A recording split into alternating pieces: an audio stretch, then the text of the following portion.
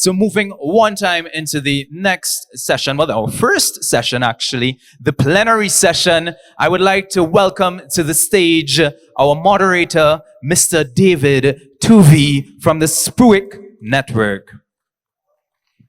David, the floor is yours.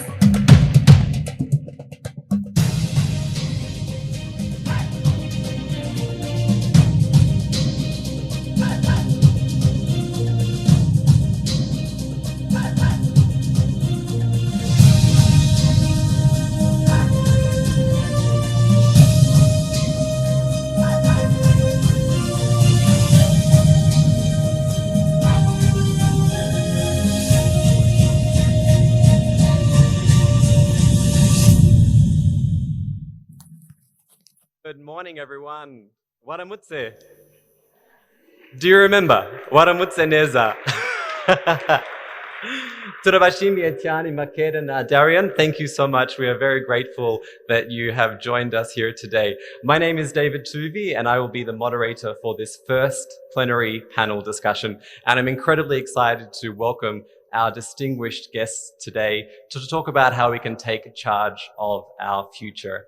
Today's panel will be an intergenerational discussion with incredibly passionate individuals from across the Commonwealth who you'll get to meet in just a moment. Now, we've heard this morning that there are 1.2 billion young people across the Commonwealth. Can we give a shout out for all these incredible young people all across the Commonwealth? We've also heard that we need to have a bit of a system reboot from the Masharika performance. So we have 1.2 billion young people. That means we have at least 1.2 billion solutions to the problems we face, whether it's climate change, whether it's biodiversity loss, whether it's the health challenges we may face. So we have an incredible opportunity to, thank you, we have an incredible opportunity to draw on the power, the potential, the passion of young people all across the Commonwealth. I'd now like to begin by inviting our esteemed panelists to the stage. And as I call out your name and read your biography, please come and join us on the stage. I'll begin with Rijve Arifin, the co-chair of Awareness 360. A big round of applause for Rijve. Rijve is an award-winning community development practitioner and dedicated youth activist. He was recently named among the Forbes 30 under 30, which is incredibly cool.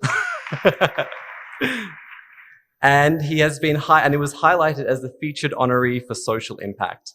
He also received the Diana Award for his humanitarian work.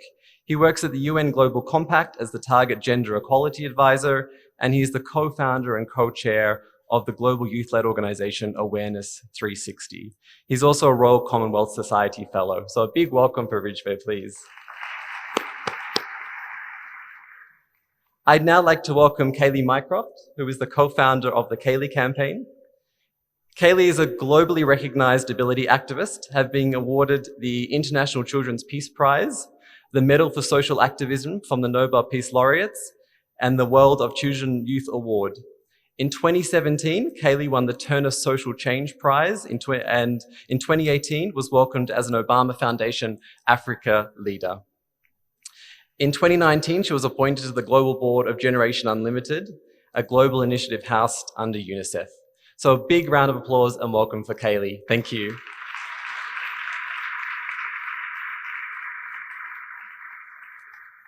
I'd now like to welcome Kendall Vincent, who is the Caribbean Regional Youth Chairperson.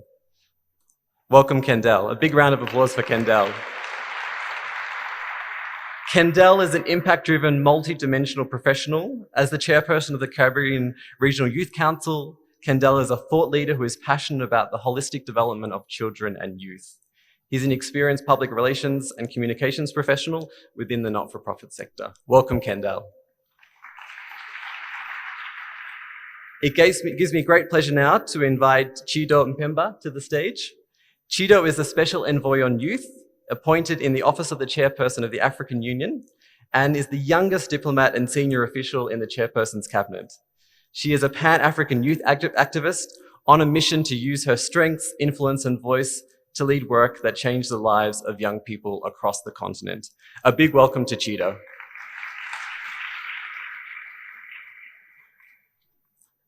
I would now like to invite Mitwa Ngame to the stage, the Chief Executive Officer of MTN Rwanda. Welcome, Mitwa. Mitwa is one of the youngest CEOs in the telecommunications industry in Africa. With a career spanning more than 10 years in telecoms, she joined MTN Rwanda in October 2019. And I have to say, Mitwa has become an honorary Rwandan very quickly. So, karibu sana, murakaza neza, Mitwa. Mitwa is a highly respected leader with experience in commerce, technology, and growth strategies. And if you follow Mitwa on Twitter, I think she's probably one of the funnest bosses in Rwanda as well. It's now my pleasure to invite Rita Roy, the President and CEO of the MasterCard Foundation, to the stage. Welcome, Rita. Rita leads the MasterCard Foundation, which is one of the largest private foundations in the world, with approximately 40 billion in assets. Its vision is a world where everyone has the opportunity to learn and prosper. Rita is deeply committed to equity and inclusion and has worked tirelessly to build a foundation that is collaborative and known for bold action and transformative impact. Welcome, Rita. I would now like to invite the Honorary Minister of Youth and Culture from Rwanda, Rosemary Mbabazi. The Minister has served in the government of Rwanda since 2017 as Minister. Her portfolio was initially focused on youth and was expanded to youth and culture. Prior to that, she served as the Permanent Secretary in the Ministries of Youth and ICT, as well as Trade. Welcome, Minister. Can we give a big round of applause for our distinguished panel? So as you can see, we have an incredibly diverse range of people here. I'm glad to see that there are more women than men on the panel. And I am no doubt that we will have an incredibly enlightening and inspiring discussion today. I want to turn directly now to Kaylee. I would love for you to share, what is your vision for the world? What is your vision for the future? We've heard that we need to take charge, and to take charge, we need to know where we're going. So where do you see the world? Where do you want it to go? I think, first of all, more events like this are awesome. I need to start off by saying I am a disabled person, in case you were wondering. I have cerebral palsy, and I have been a wheelchair user for my entire life. So that's the context that I'm speaking from. But I'm also a young person. I'm also a woman. And I think that it's important to remember all of these different parts of who I am in the world that I want to see in the future, and where we go and how we get there together. I think that there are a couple of things that would be really awesome to have. And I think there are a few ways of accessing it. So I think the first thing would be acceptance. I cannot deny that I am a disabled person. I cannot deny that it inevitably impacts my life and how I experience the world. I think it's important to remember that disabled people are globally the largest minority. But what I think that means and what it gives us is an opportunity. That's a lot of people. It's a lot of untapped, unknown skills. Disability brings us skills. It gifts us with innovation because we have to. I am a very good problem solver. I'm very good at I'm very good at seeing options. I have logistical plans for every possibility most days. And I think that that's important for people to acknowledge that we kind of know what we're talking about. And my experiences as a disabled person bring knowledge, and it needs to be recognized by myself and also by the people around me. And I think we talk a lot about speaking up for the vulnerable, but I think what we need to do more of is making space for the vulnerable to speak for themselves.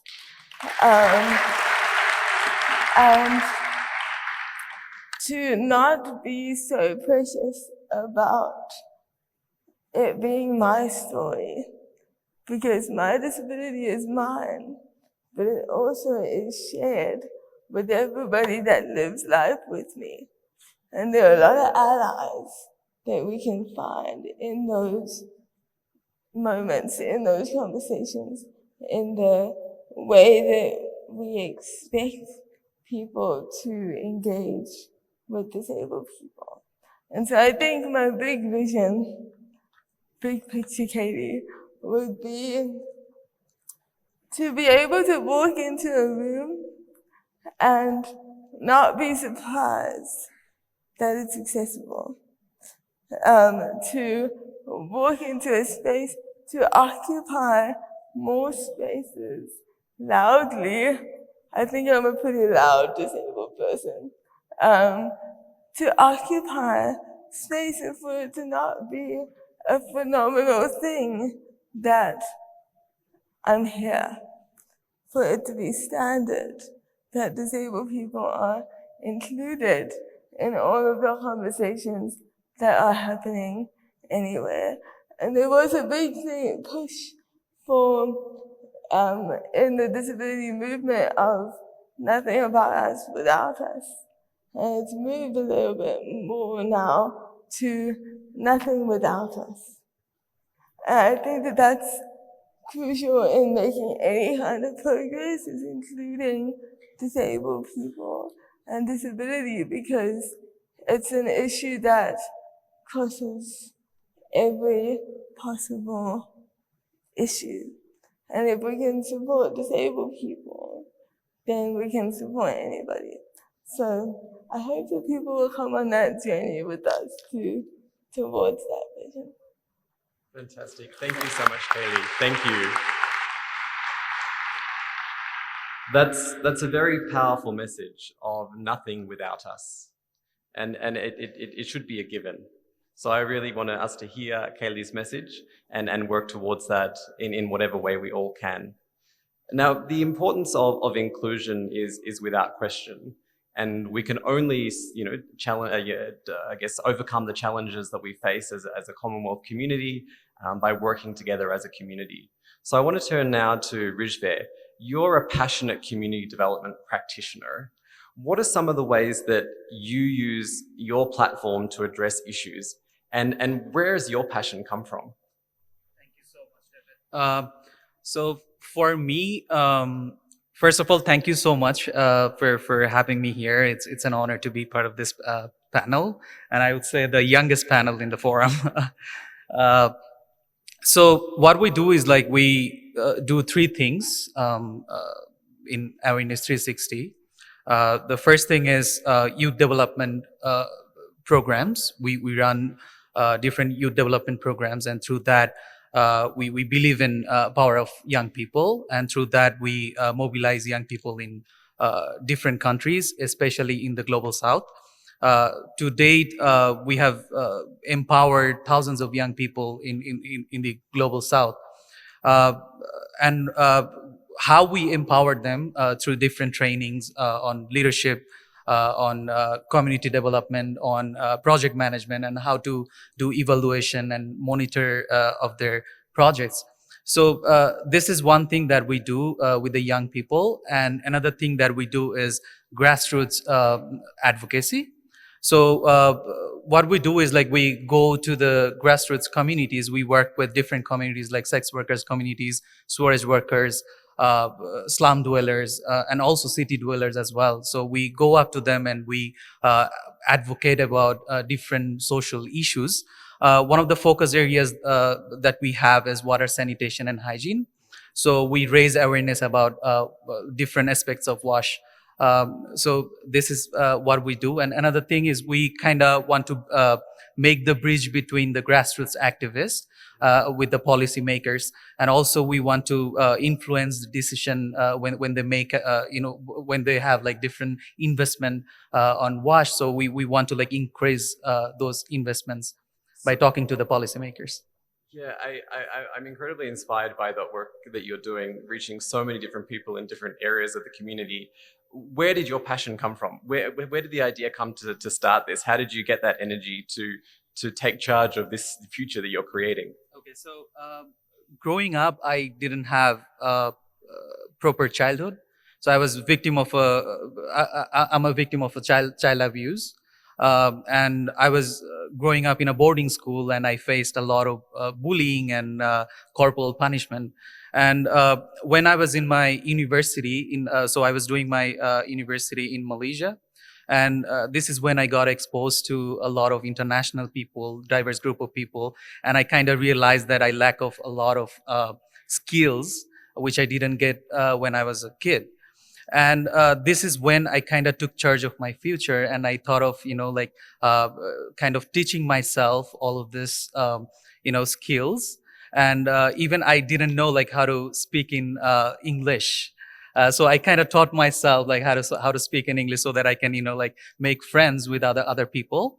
And this is how like I kind of understood that I need to like take charge of my own future. And then I think this was the turning moment of my life when I realized that like I no longer should just sit back and just just see like other people are suffering. So I try to help other people by like building this platform. And till date, we have directly benefited 1.1 million people in the global south. Fantastic. A big round of applause for Rijve. Thank you for sharing. I want to turn now to Kendall, and I want to ask you, what was that moment for you? That you thought, I have an idea for the future. Where did that kind of drive come from? What were the values, and what is your vision for taking charge of the future? Thank you very much for that question. In terms of that moment or that spark moment, in terms of If you when could just move the mic a bit closer, that would be great. Thank you. great. So thank you very much for that question. So in terms of that moment or that spark moment, when we talk about taking charge of our future, essentially we're talking about young persons being at the forefront of really leading that change. And I think that has been very synonymous with my growth and my growth path.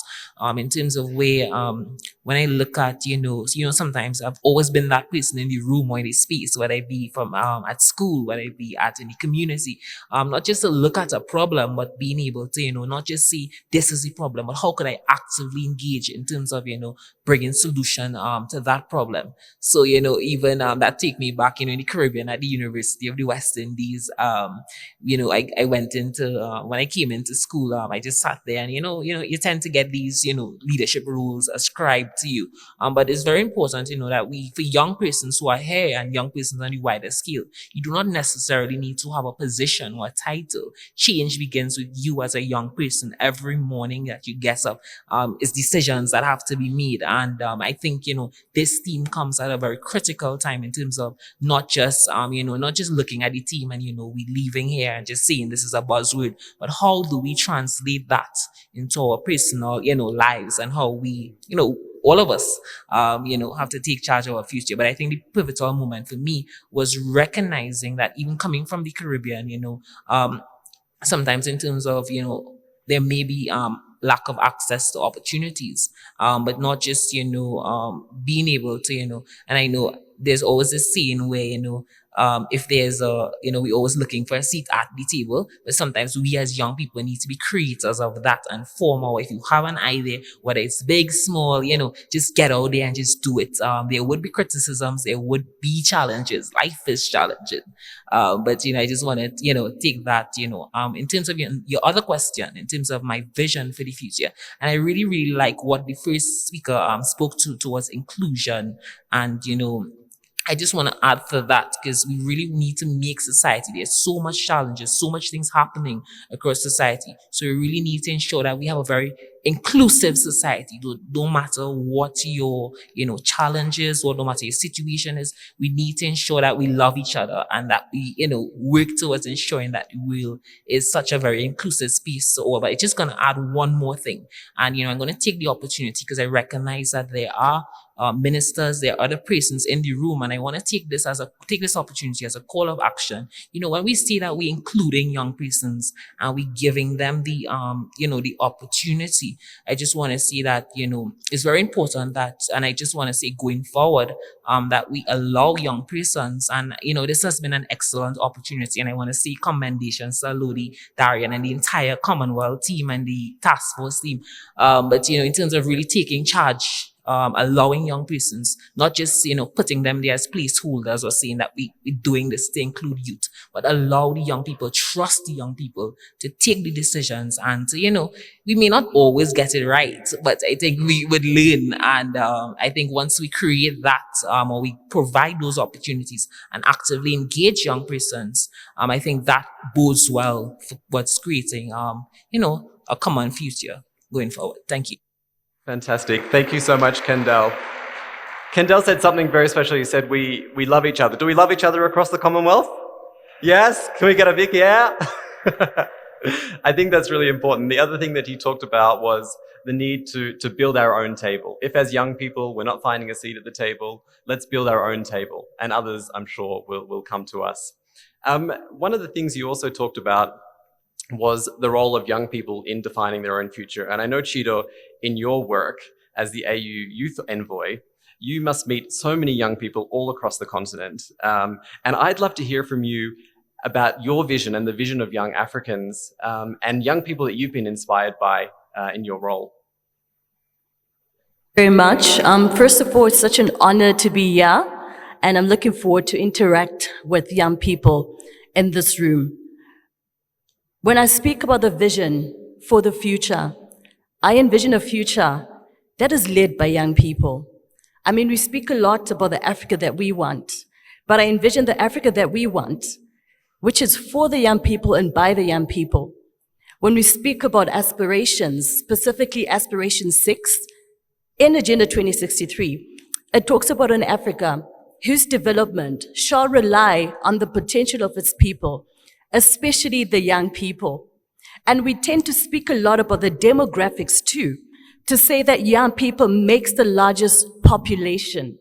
But how can we ensure that with this largest population and the potential we're talking about in Agenda 2063, Aspiration 6 is fully materialized?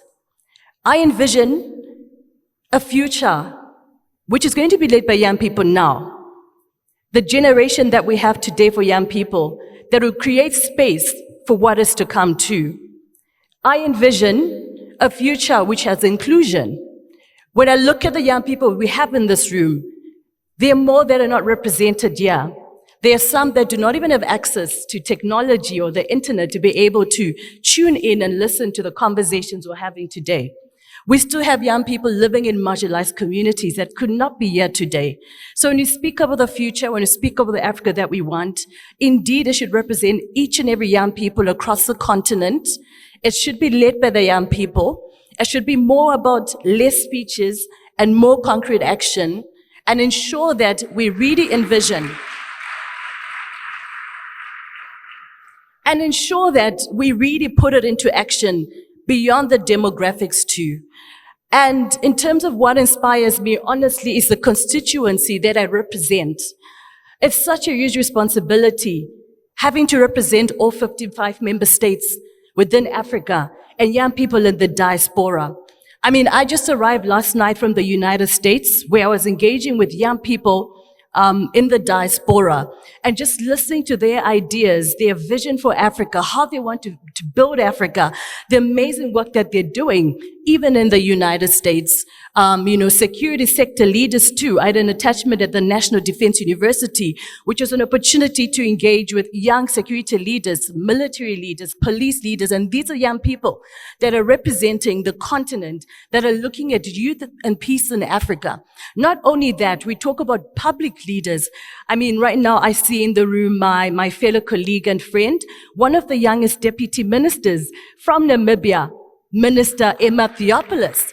That's an inspiration. And everyone in this room is an inspiration for me. We have so many different groups that are represented. We have the NTDs, the young people combating the neglected tropical diseases. We have young people looking at climate change, becoming climate change activists. And for me, that becomes such an inspiration in terms of the vision for the Africa that we want. I'm looking forward to especially learn from the young people that are in this room in terms of the future that we can build together, because we can only do this when we stand together as the young people. Thank you. Thank you. Thank you so much, Chido. That's right. We can only stand together.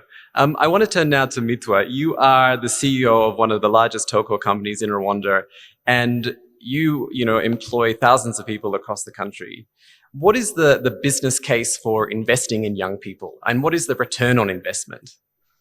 David, I think the most obvious answer is found in the demographic of the Commonwealth and also of Africa, with the fact that I think the numbers have been shared quite frequently this morning around how across the Commonwealth, 60% of the population is 30 years old and below. In Africa, the median age is 19. So it'd be foolhardy for us as businesses, as private sector, to ignore this segment of the population. There's no way we're building relevant digital solutions for a population that we do not understand.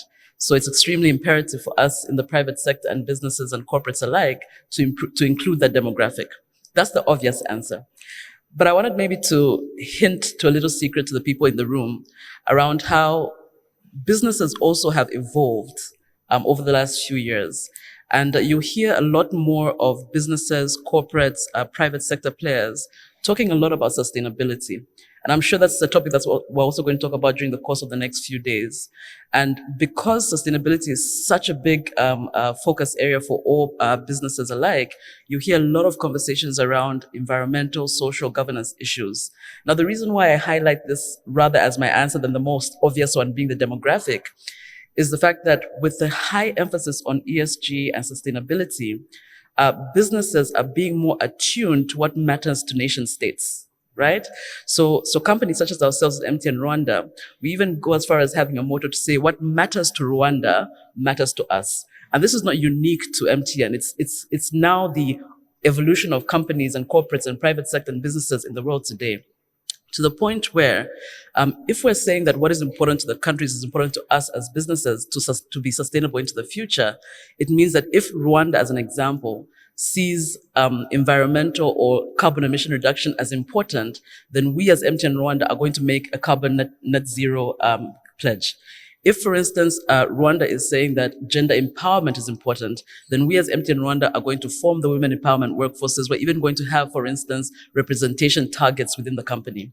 Now, I think you can see the pattern, right? So if Rwanda is saying that youth development and youth empowerment is important, guess what the private sector is doing? They're also thinking about how is it that we can place that same level of importance that the nation state does to this particular segment. So my answer to that question would be more a challenge to the young people that be attuned to the way businesses are evolving. And I'm giving you a little insight into what's happening in boardrooms now, right? So we're constantly thinking about how can we bridge the gap between what our intentions are and what the priorities of the nation states are, youth empowerment and youth development being a big one.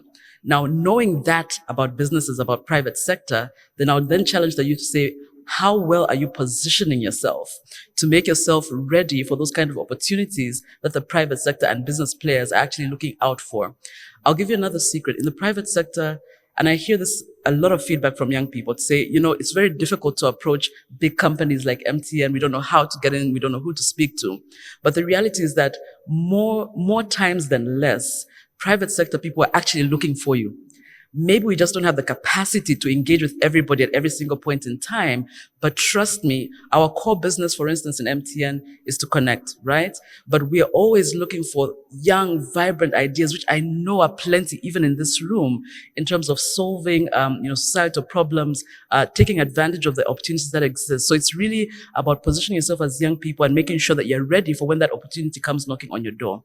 Granted, we as private sector also have a really huge role to play in trying to bridge that gap, or creating a bridge. Let me say building a bridge between us and the young people so we can walk across and meet somewhere at some point.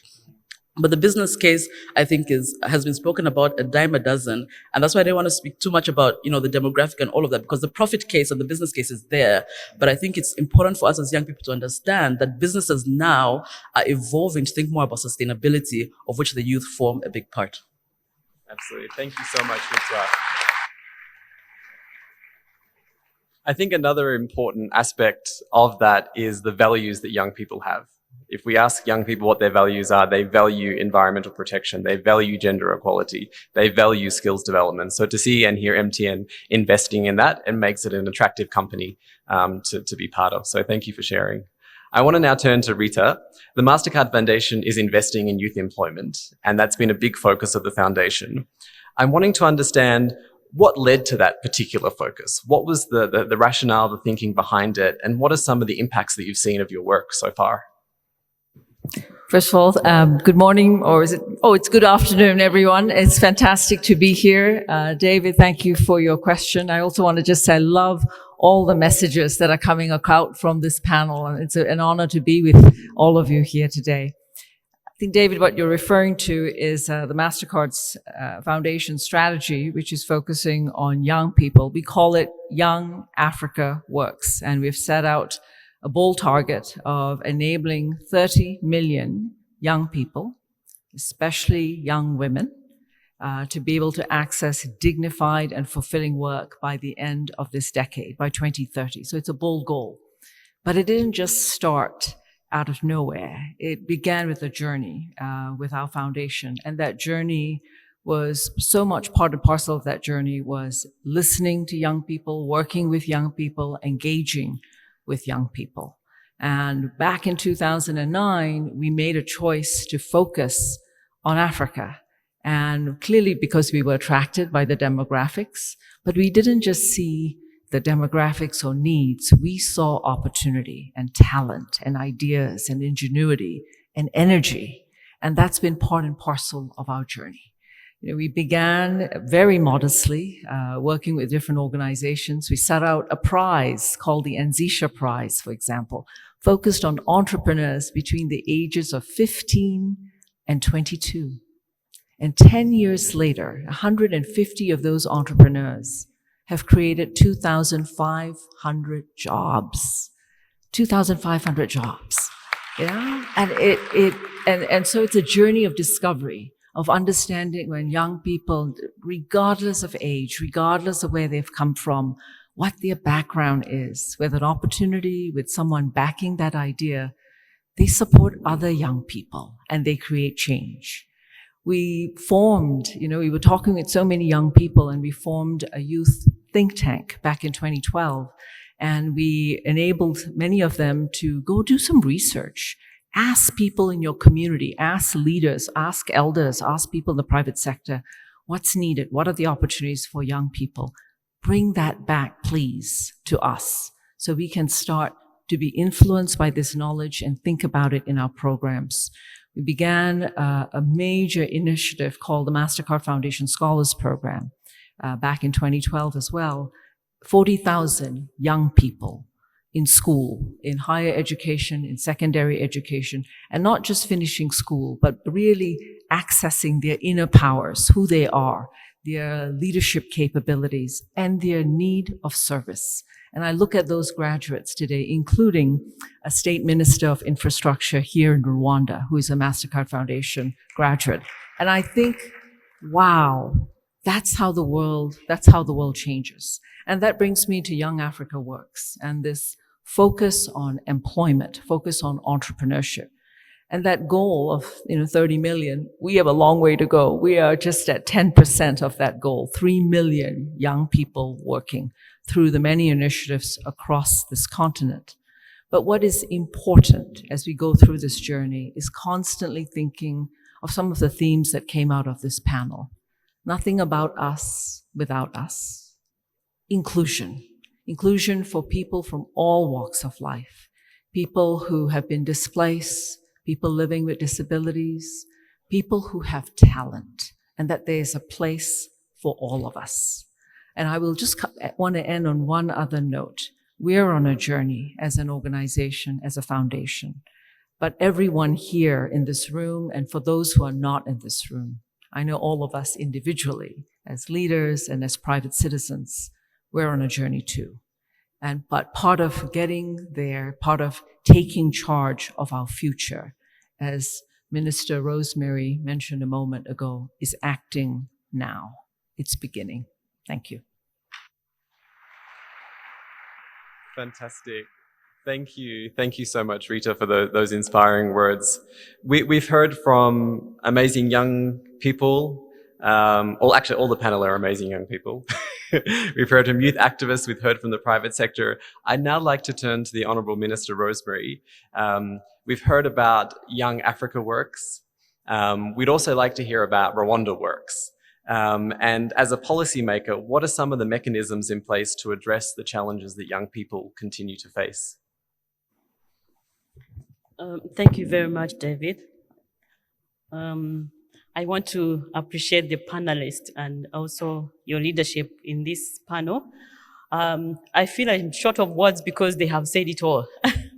And having a lineup of young people speaking about their issues and also having them speak about solutions and what they're doing in their communities is really impressive. As you rightly said, what are the mechanisms in place as government? Probably I'm representing government here as parent. And as government representatives present here, I know everyone is doing a lot in terms of making sure that the young people have space on the high table to discuss issues that concern them. They cannot discuss anything for youth without youth. And so they have to be inclusive. That's why even the Commonwealth and the government of Rwanda, of course, before we started even the busy week of next week, starting today, we had to first listen to you. What are the issues that are really pressing in the community that you want the support of partners present here today? And so the government mostly have, the government of Rwanda, we have put up a mechanism of involving, engaging, and having young people, providing space to hear from them.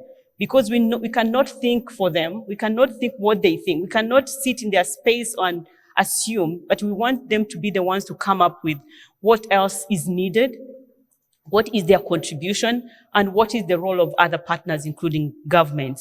And so we have created spaces where we have the Youth Connect program. We also have Youth Meet the President almost every 3 months. So if they go for 6 months, but with COVID, it was virtual.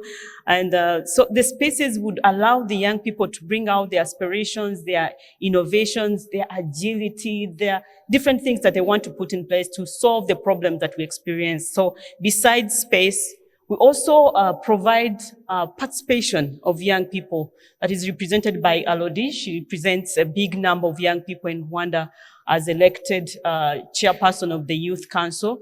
And the council cascades from the national level up to Umudugudu.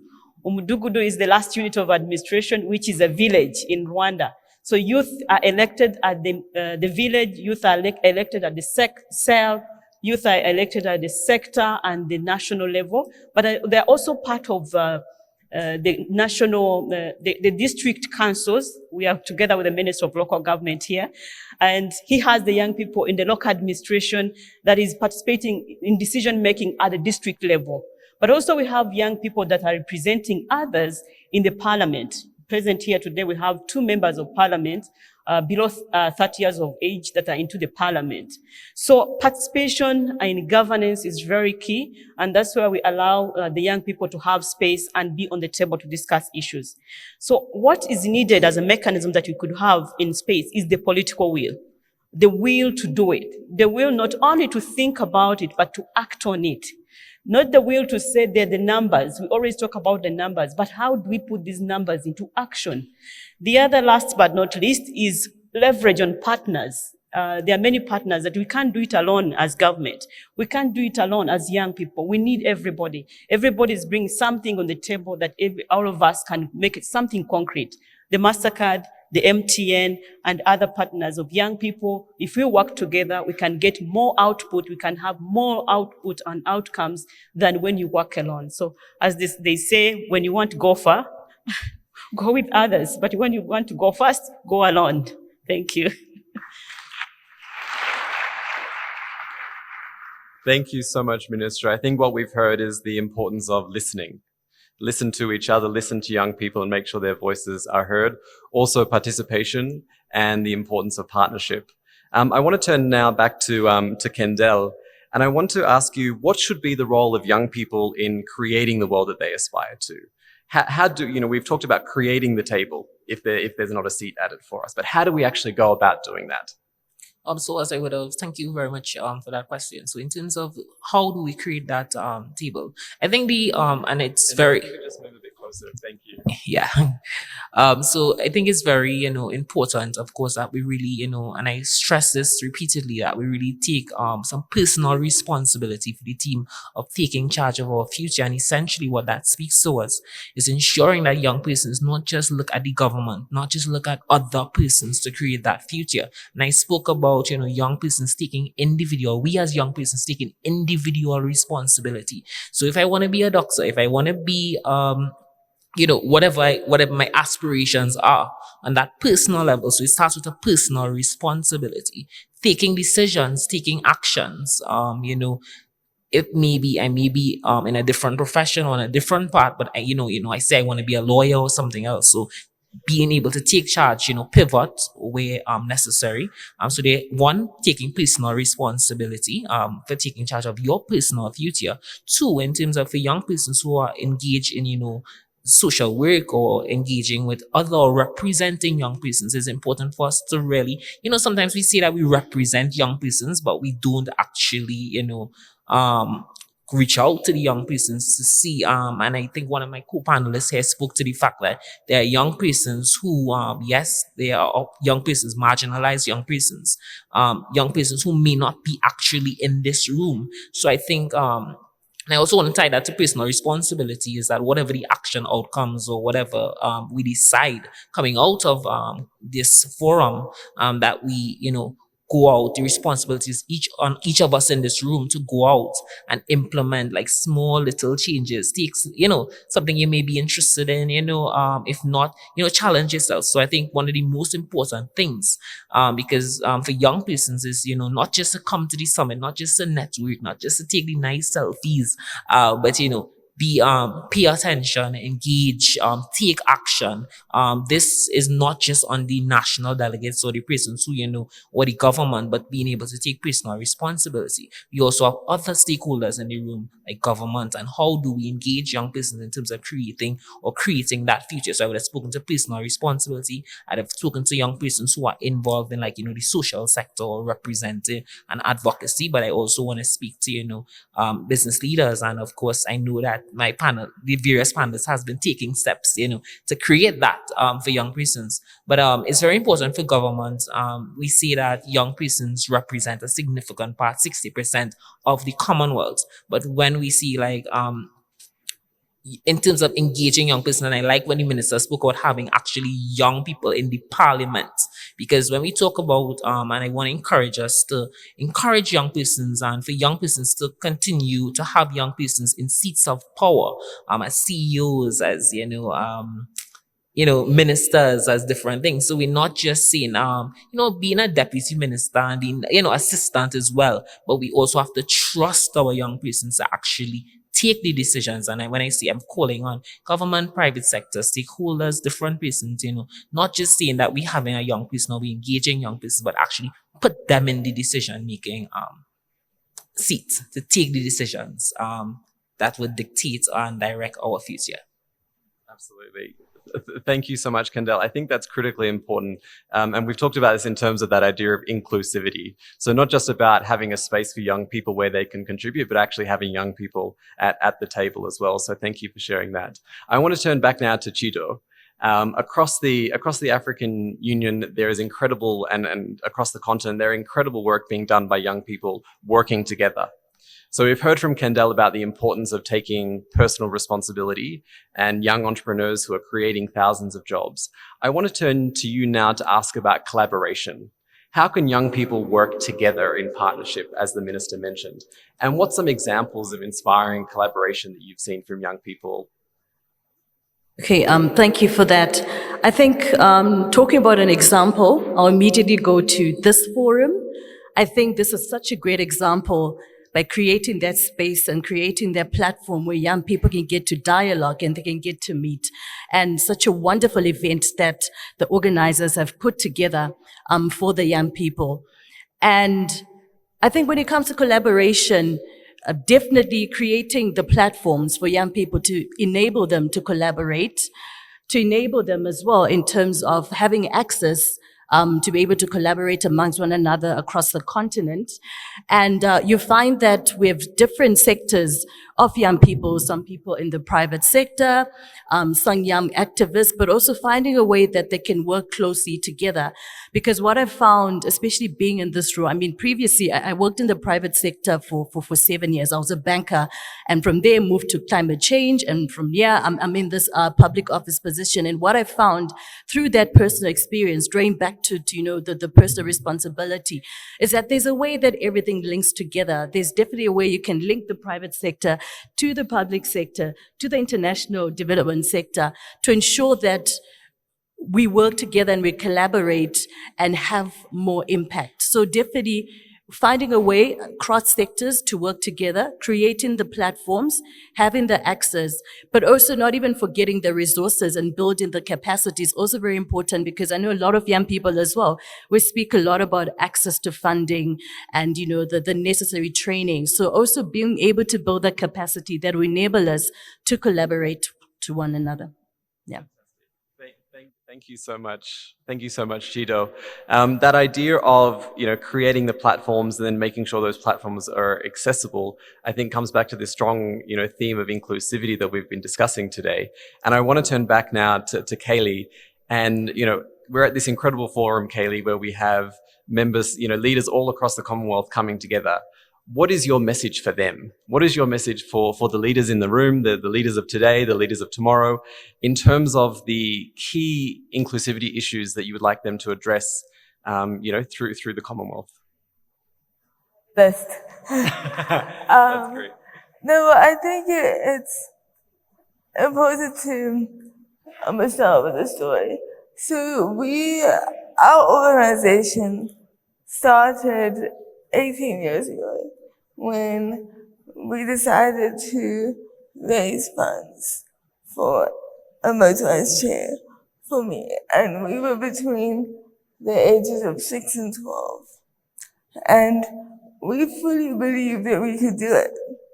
We had no doubts that we were going to achieve our goal. We knew that we were in it for the long haul.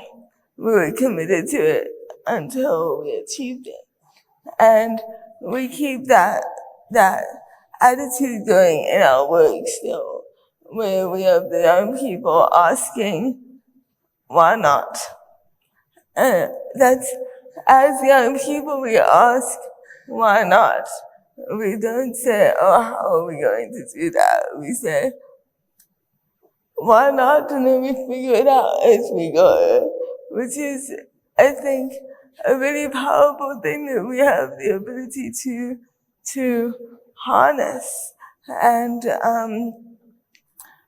as a more kind of practical sense and answer to the question, I think there are so many challenges for disabled people around the world, and especially in the Commonwealth. And I think that it's really important to start at the beginning and to remember that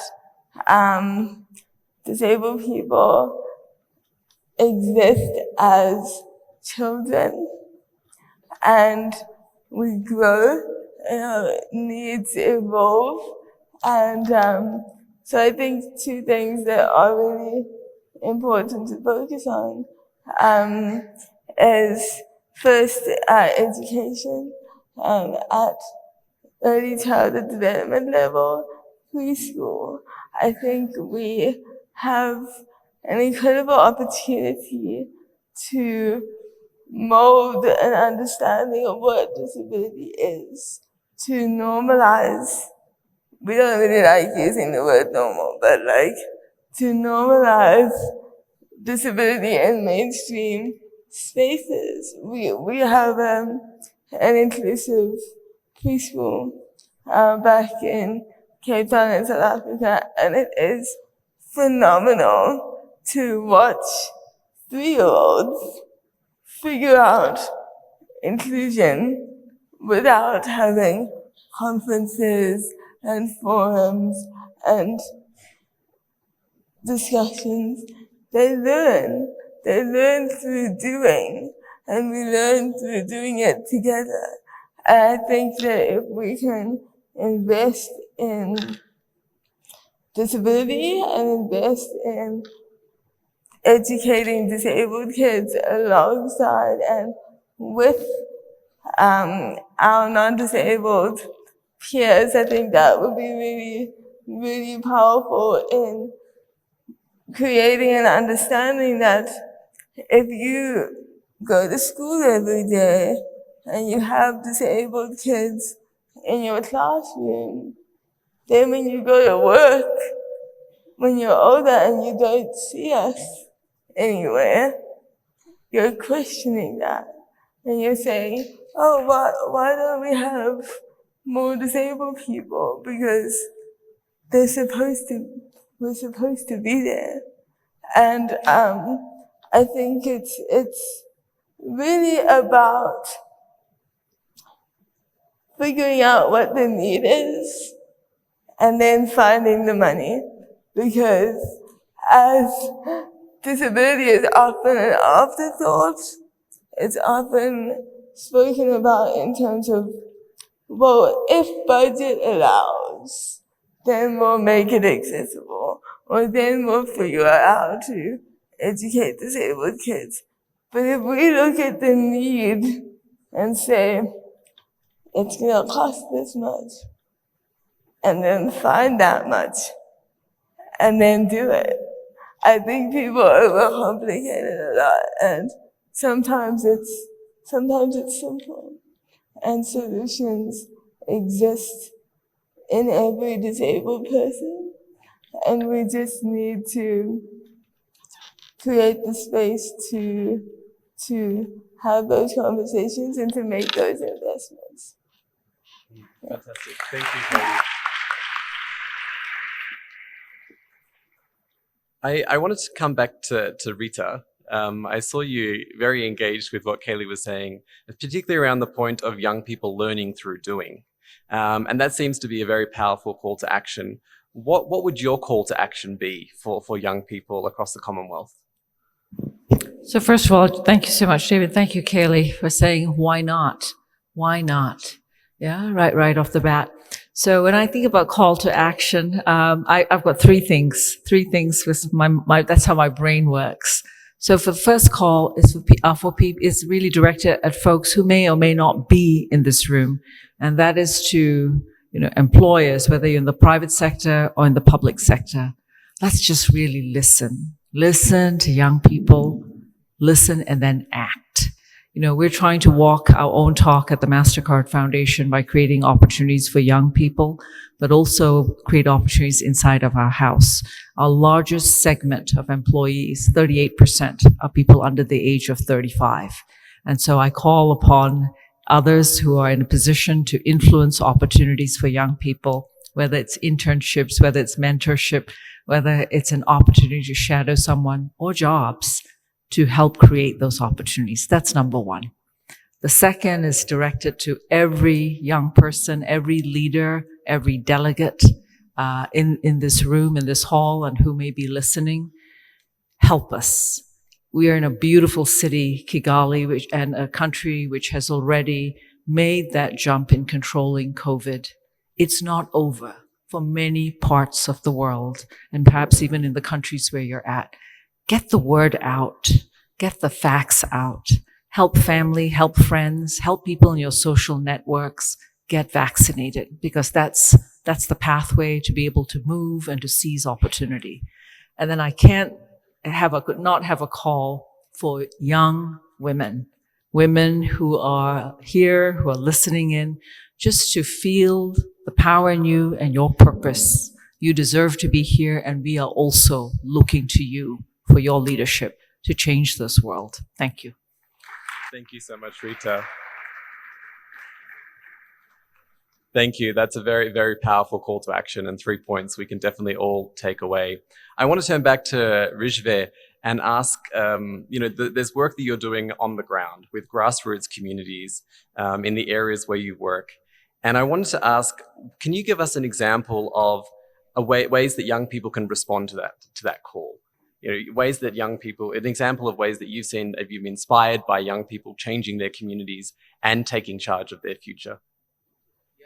I think, if I talk about my experience, when, growing up, when I had this hardship, and then when I realized that, I should no longer just sit back and, just let other people suffer and go through the same process that I went through, I wouldn't have been directly benefited this 1.1 million people. So I would suggest all my fellow young people that don't just sit back and don't just plan and don't execute your plan. So even if you fail, you gotta try, because failure is part of your success story as well. And also we need to celebrate our failures as well. So this is part of your whole success story, and in order to make a bigger impact, you need to start at some point, So yeah, this would be my take on this. Fantastic. We just need to start somewhere. And I just want to add one more thing. There's this quote from my co-founder, which is "Find your passion, which bothers you." And you should look for something which you can relate to your story, because everyone has a story. So find your passion which bothers you, your life, in your community, whatever issues that you're facing which are bothering you, just find your passion and find the solution in it and just start working on it. Fantastic. I love that. Find your passion that bothers you. I think there's so much strength we can draw from the things that we find, challenging or annoying or frustrating. And I think that brings me to, I want to go over to Mitwa, because you're in an industry that is solving challenges. You're in an industry that is connecting people and solving that challenge of people who are not connected and bringing people into the conversation. So I want to understand from you, what kind of mindset should we try to adopt to drive solutions from grassroots all the way up to senior levels? I should have acknowledged, David, the first comment you made about me. So he joked about me being one of the coolest CEOs. Thank you. You're but welcome. one of the questions that I get as a result is, where do you get your energy? Right? So one day you're in the north, next year in the south, next year in the east, today in the Commonwealth Youth Forum, tomorrow you're in CBF, etc., etc. And I think for me, the mindset is, maybe it's not even a mindset, is us as a company and me as an individual being so deeply rooted in my why, right? So why are we doing what we're doing? Making money and making a profit are great. But like I mentioned earlier, profit alone is not what investors and shareholders are looking for, at least not anymore. They're really looking for, what is that social impact that you're going to have? What is it that beyond the profit you're looking to achieve through whatever solution you're trying to provide? So being very deeply rooted in your why is what I would consider the most important, especially where the world is changing so quickly and in so many different shapes and forms, that when those tough times hit, whether it's COVID-19, whether it's a bad sales day, etc., your why should be so much bigger than that challenge that you face, that you'll be able to push through, and therefore also be called one day one of those coolest CEOs. Fantastic. I think that's a great point. Understand your why. Thank you so much, Mitwa. And I think in understanding that why we bring meaning to our work and what we're doing, and that can be a great inspiration for us. I want to turn now back to the Honourable Minister, and I want to ask about the work of the Commonwealth. How does the Commonwealth enable governments to work collectively to address some of the issues that young people are facing, and also to create new opportunities? So we have challenges, but we also have opportunities. Thank you very much. Maybe before we speak about that, how the Commonwealth is supporting all of us, the 54 countries, to come together and solve the challenges of young people, but also support the opportunities. I just want to share how people take charge of their future. Just what inspired me is one of the young boy, I saw him in the media way back like 3 years ago. He's called Rukundo Yasis, grade 2, primary 2. And he was going to school and in one of the suburbs in Kigali, and he was going to school, and he found along the way a leaked pipe. The water was pouring out and everybody saw it and was passing by. But this young man did not continue. He stopped by and he started fixing the leaking pipe. You can imagine what kind of technology was he using. He started using whatever material he had around him to fix the problem. And that's when everybody wanted to help. But many people passed by, including leaders and other people and business people, passed by. No one thought about it or even thought, this is my responsibility or this is my loss. If there is no water or is leaking right now, maybe we won't have water in the next few days. It will be leaking. And so taking charge doesn't require a lot of education. Taking charge doesn't require a lot of skills.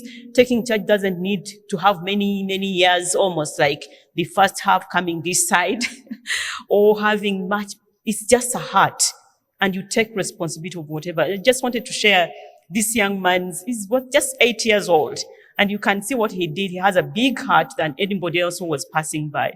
So you can learn from even young children, right, when they're playing, whatever they're doing, you can see someone who's going to be in charge of their future or someone is going to be a spectator. If I come back to the question that you're asking about, how is the Commonwealth supporting us all? The Commonwealth has set up a platform. One of them is this forum where we are right now. And it's one of the top big 4 forums, including Women Forum, including People's Forum, including the Business Forum that is happening next few days. But starting with the young people, it is to listen to you, to get your ideas, to get your motivation, inspiration, your dreams, and how do we support you? Because we want to put you at the forefront of all the decisions what we want to make. So from the decisions that will be made here, the declarations of the young people, they will be taken to the heads of state and governments meeting. There will also be an intergenerational dialogue between the heads of state meeting with the young people to hear more about what you've been discussing here. So this is the space we've been talking about, and this is what the space the Commonwealth is putting together so that we can hear your voices loud and clear. The second one is a ministerial task force that I mentioned earlier that we have our colleague ministers representing. We also listen to what the young people are doing and what they want to implement. And out of this action plan of 2 years, we want to support them to implement. The other element that I want to talk about also is the framework of putting up a youth development index. So there is a way that the Commonwealth measures the success and development and kind of key milestone. What do we want to see in terms of youth development and youth empowerment? So there is a report that comes out every 2 years.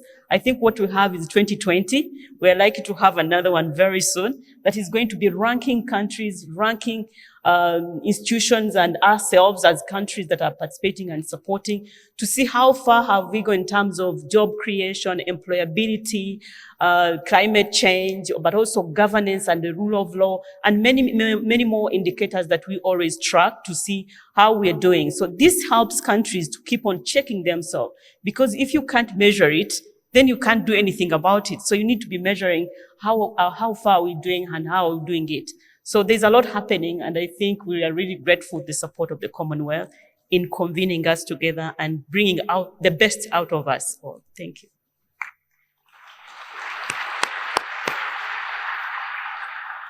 Fantastic. Thank you so much, Minister. That draws us to the closing of this first plenary panel. Thank you so much to our panelists. We've heard today about the importance of inclusivity. We've heard about the importance of taking responsibility. I think one of the powerful things that I've also heard is that we can all take that responsibility. We can all take charge of our future, regardless of where we are. We don't need a title. We don't need a table. All we need is that big heart. So a big round of applause once again to our panelists. Thank you so much.